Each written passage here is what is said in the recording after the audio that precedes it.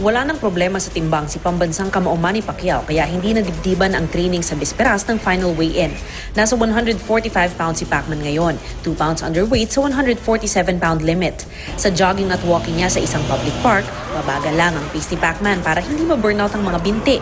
Ang mga OFW roon, masayang-masaya nang makita ang idolo ng malapitan. Nag-effort po kami na pumunta dito para makita namin siya. Very happy. Nakita ko na yung kalaban niya eh. Palit din.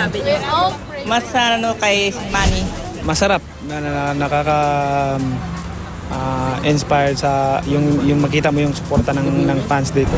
Naroon din si Bobby Pacquiao na regular na kasama sa ensayo ng kanyang kuya. Gusto pa niya, tapos nakikita naman natin talagang yung katawan niya, yun nga sabi, bumabagal na, pero nakikita ko naman sa sarili niya talagang mabilis pa din. Hindi namin nakuhanan si Lucas Matisse ngayong araw, pero noong Miyerkules, 2 pounds overweight pa ang WBA welterweight champion.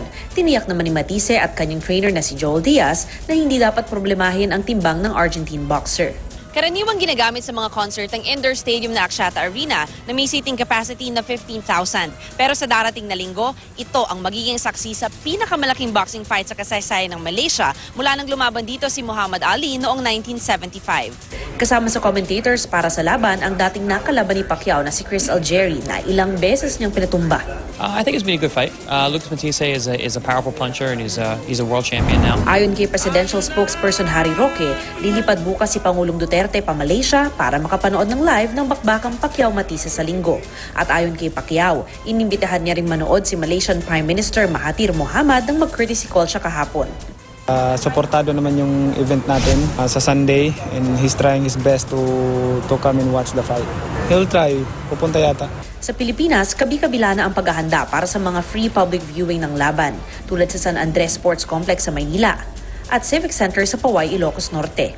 Sa Lawag City, nagkalat na ang mga poster ng bakbakang Pacquiao-Matisse sa mga kainan at hotel. Siyempre, hindi pa huhuli sa pagsuporta ang mga kababayan ni Manny sa General Santos City. Libre rin pero first come first served ang live public viewing sa Lagao Gym. Mapapanood sa Kapuso Network ang Fight of Champions sa linggo, alas 10 ng umaga pagkatapos ng I Believe. Mula sa Kuala Lumpur, Malaysia, ako si Mav Gonzalez, ang inyong saksi.